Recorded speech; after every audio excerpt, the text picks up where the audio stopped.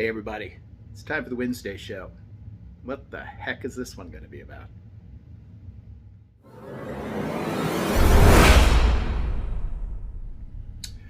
Hey everybody, welcome back. You never know what you're going to get on the Wednesday show. And we just kind of try to riff on whatever sort of interesting topics, or sometimes not that interesting topics, that cross our mind. And curiously enough, what's been crossing my mind today is actually Las Vegas. So even though this isn't usually the show where we talk about Vegas, I wanted to talk about some speculation about some changes that might be coming to resorts in Las Vegas. Speculation. These are not telling you this is going to happen, but we shall see. And that kind of led me down sort of a rabbit hole of looking back at the history of some of the properties in and around the Las Vegas Strip. So I thought I would share both the speculation and some of the historical background on one property in particular, but how it fits into a bigger piece of the puzzle that is going on as we speak, or could be going on as we speak. We will have PJ back with a cocktail corner here shortly, and we'll talk a little bit more, kind of wrap up our discussion of the big fundraiser over the weekend, the fundraiser from which I dismounted early and very gracefully, I might add. So we'll talk very briefly about that. We may also touch on the fact that 2 weeks from the day that most of you are watching this, I will be headed off to Las Vegas. So I do believe that we are going to do an actual live stream 1 week from tonight, 1 week from Wednesday, which will be exactly 1 week before the trip. Obviously, we will not do a Wednesday show the day that I am flying out. We will do a vlog, as we have been doing the last several times. We will vlog on a daily basis. There will be a vlog of sorts. I think that's what a vlog of sorts is what we're going to call it. But we'll talk a little bit more about that towards the end of the show. But I wanted to touch on some speculation. I read earlier this week, and who knows, it may have been more rumor, but that Bally's, the company that just recently purchased Tropicana, and has been actually kind of on an acquisition kick around the country, acquiring a number of smaller properties and creating a little bit of a portfolio of gambling establishments around the country. The speculation from them is that they would like to brand all of their properties as Bally's. The only problem with that is there's already a Bally's in Las Vegas. But is that a problem, or is that an opportunity? I could certainly see Caesars being willing to part with that name. There has been speculation for years that Caesars Entertainment wanted to reintroduce the Horseshoe brand to Las Vegas. And at one point, that speculation centered around Bally's.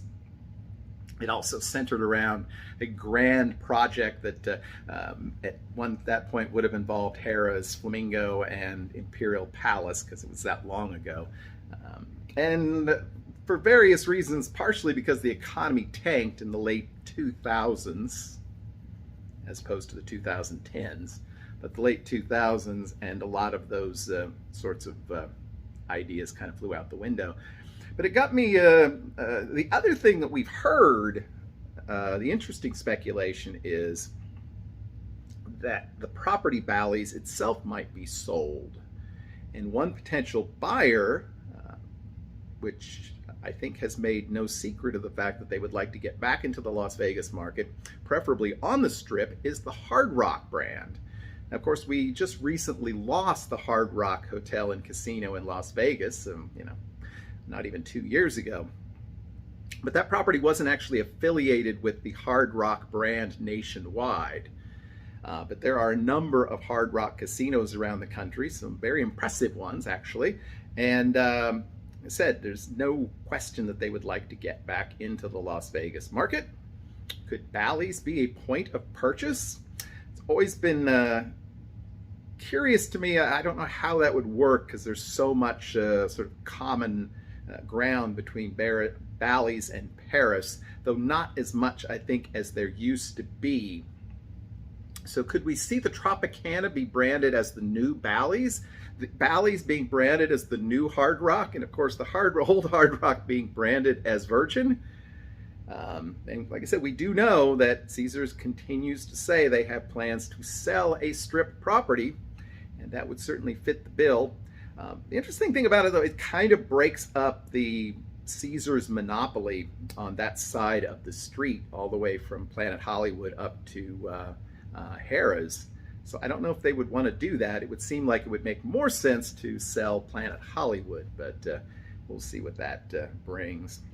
So anyway, as I was looking at the research, I thought it would be interesting to go back and look at the history of Bally's, which of course began in 1973 as the original MGM Grand,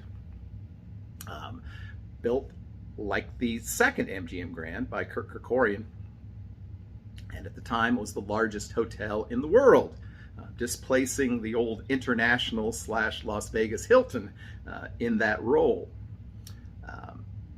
It was an interesting casino, very interesting design, high-rise property.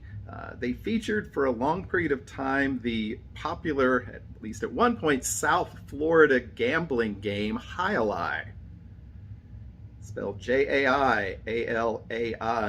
Go Google it. There's probably even some video out there. Curious game, but it actually was played, and you could gamble on it at the MGM Grand. Of course, the MGM Grand, unfortunately, is most identified with a fire that took place back in 1980 that took dozens of lives. The property apparently is haunted, which I don't know. I've stayed there several times. I haven't been haunted. They in the 80s, after the cleanup, they would reopen in 1981. They would add a new hotel tower around that same time. But in 1986, the property, along with the MGM Grand in Reno, was sold to, I think this is an entirely different company, but Bally's. And so both of those properties became Bally's for a time, at least. The one in Reno did not stay that way for a long period of time. Bally's was acquired by the Hilton chain of hotels. And there's a whole story about Hiltons and Holiday Inns and so forth. One of the things that is considered to have more or less broken the back of much of organized crime in southern Nevada was the fact was when the state of Nevada allowed corporations to own casinos. Up to that point, everybody who owned a share of stock in that property would have had to be sort of checked out and okayed to have a gambling license. So Hilton has and continues to have a role in Las Vegas. They're affiliated with a number of properties out there today, including Resorts World. Bally's was acquired by Hilton, which at that point owned the Las Vegas Hilton and the Flamingo Hilton. At that time, it was the Flamingo Hilton, not just the Hilton. So Hilton would spin off their casino business at one point, calling itself Park Place Entertainment. This was around the mid to late 90s. I know I was looking earlier today. I have a bunch of players cards from all these different properties through the years. And if I was really ambitious, I would show them all to you, but it's really not all that interesting. But Park Place Entertainment would include, of course, Bally's, Las Vegas Hilton, Flamingo Hilton, Paris when it came online, I think in 1999. And in the year 2000, Park Place Entertainment would acquire a number of Caesars properties around the world, including the one in Las Vegas. And they would, as so many other companies have would change their name to Caesars Entertainment. They would sell off the Las Vegas Hilton and would themselves find themselves purchased by Harrah's at the time. At that point, Harrah's owned just itself and the Rio.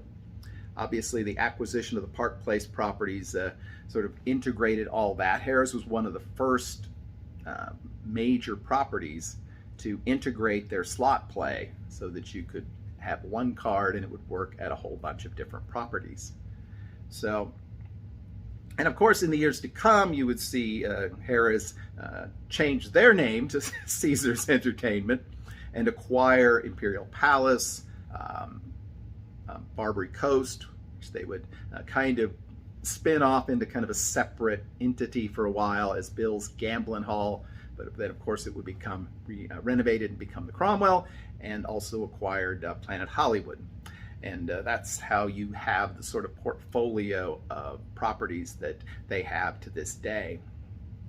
So just curious what people's maybe earliest memories may be of Bally's. Some of you have been coming to Las Vegas longer than I have. I don't really have a distinct memory early on. It just seemed like a generic casino. In recent years, I've become rather fond of the place. It's a great value, great location, but it has certainly passed through a number of hands over the years. Do you think that Bally's is going to become the new Hard Rock or the Horseshoe? What's ahead? It'll be interesting to find out, but hopefully it remains an affordable and quality property as it is to this day. Speaking of affordable and quality, yeah, PJ's affordable and has certain qualities. So let's see what he is mixing up this week in the Cocktail Corner. PJ? Ladies and gentlemen, welcome to the Wednesday show and our brand new segment, Cocktail Corner, where you, the viewer, can send in your cocktail of choice and our staff mixologist PJ will make it for you right here on the Wednesday show. Now here's PJ with today's viewer cocktail.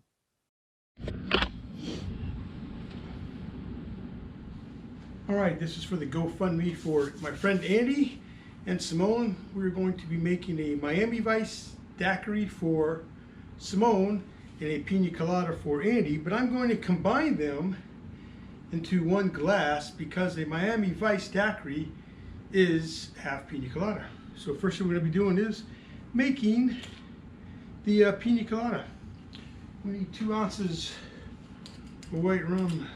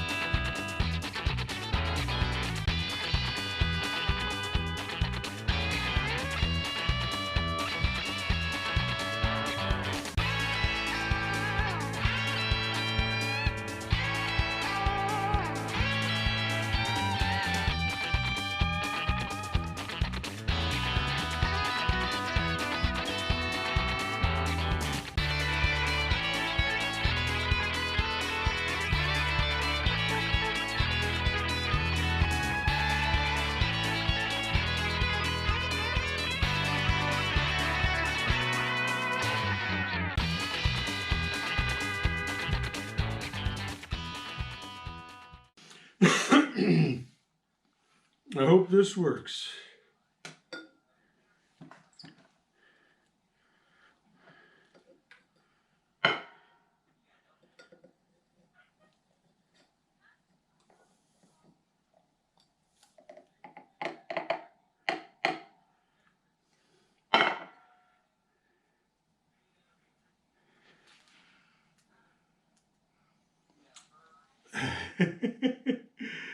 That is not the best way to do it. But ladies and gentlemen, there it is. I got it to work. All right, we'll be back. Well, hello, ladies and gentlemen, and welcome back. Yes, that was one fantastic cocktail. Unbelievable cocktail. Let's quickly, strawberry daiquiri and a pina colada mixed together to make the Miami Vice cocktail. Here on the Wednesday show, I was scrambling. This was being made right before my bit on the fantastic marathon telethon that we had for Andy and Simone. We raised, as I'm filming this, this is the Wednesday show, after all. As I'm filming this segment at the end of the drink, on Sunday night, we raised $13,300 up to this moment. I'm not sure what the very final number will be, but I'm sure John, you'll recap the final number as of at the end of the Wednesday show. Thanks again, everybody who donated, everybody who put in time to put this together. Jason, Brandon, Candace, Claudia, everybody out there. Thank you all very, very much, and thanks for letting me be a part of this amazing event for our friends Andy and Simone. And once again, fuck cancer. We're gonna beat this. We're gonna beat this as a big team. Everybody is behind you on this, Andy. I know we're gonna come through. All right. So with that, ladies and gentlemen, all I can say is back to John and the Wednesday show. Peace. Thanks again, everybody. Wow. I don't think we've ever seen PJ move that fast. I liked it. But, and the cocktail kind of turned out. There was a red side and a white side, and that was pretty cool. I didn't know those were favorite cocktails of Andy and Simone, but that seems an appropriate beverage to mix up this week. Having just checked the donation page, the GoFundMe, which I will post a link to again in the show notes. It's still active. You can still donate if you would like. I don't know exactly how much longer it will be, probably at least for a few more days. But the latest number was $14,100, which is really amazing when you think it's just a few hundred people who either participated in the event by creating some sort of entertainment value, or the people that followed along and contributed their hard-earned cash to help out our friends Andy and Simone. So really pretty amazing. Like I said, I think there were 200-300 people that donated, some of whose names I had never heard before. So that's really awesome that we were able to bring in some different parts of the community, and certainly to all the other 20 channels that participated. Thanks for what you did. And I think we had, as I recall, if I remember correctly, Say Hi to Matthew, a very popular big channel out of Canada. He's a huge fan of Las Vegas. I understand that the fundraising link was dropped into some live streams that he was doing, and several of his closest followers also were very generous with donations, so we certainly appreciate that. And like I said, once again, I will put a link to the GoFundMe in the show notes below. If you suddenly come into a great store of wealth, it's a great place to share it. So like I said, not a whole lot. I kind of covered things I wanted to talk about. I talked about, I guess. We are 2 weeks out from Vegas. The Four Horsemen plus our valet, Liz. That seems appropriate. Although I think she could kick all of our backsides if she wanted to. But should be a lot of fun. We've got some group pulls going on, some just meetups for a few cocktails. Got some of us are hitting up a football game. And we've got Mark taking a ride in a helicopter, we think. Meeting up with a number of other people along the way. Going to hit up the steakhouse at Circus. That should be a fun experience. And then we'll be celebrating Mark's birthday. And then, if we last that long, we'll celebrate my birthday the next day. But it should be a lot of fun, despite all of the restrictions in place again. But it won't be that much different for me than it was in October or February when we last visited. So I think it'll be fine. And as I say, we will endeavor to vlog on a daily basis. Whatever sort of strikes our fancy, I guess. Sometimes it can feel a little bit too much like a job when you're trying to vlog everything. I won't do that. If I get on a roll and I'm just not feeling it and I just want to relax and hang out and not vlog, I probably will.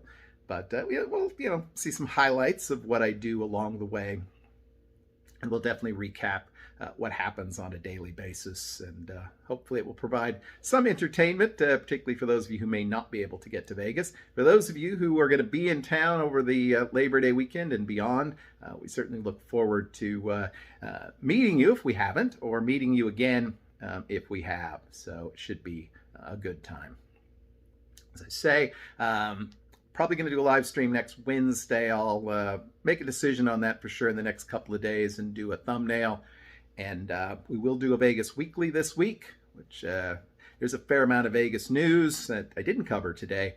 And so we'll talk about that and answer some questions from our viewers, feature another one of our favorite Strip properties, and of course, continue to provide you with the Vegas tips and tricks, which you've come to know and love about this channel.